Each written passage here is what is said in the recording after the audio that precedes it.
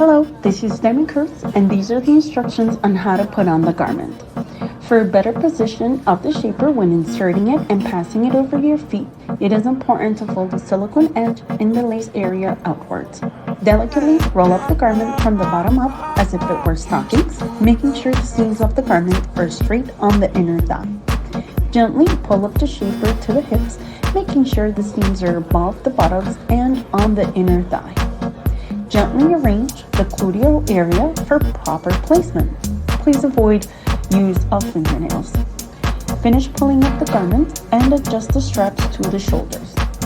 Stretch each area of the garment from back to front and button it up carefully from the bottom to the top, making sure to proper position the metal hooks fully to avoid bending them.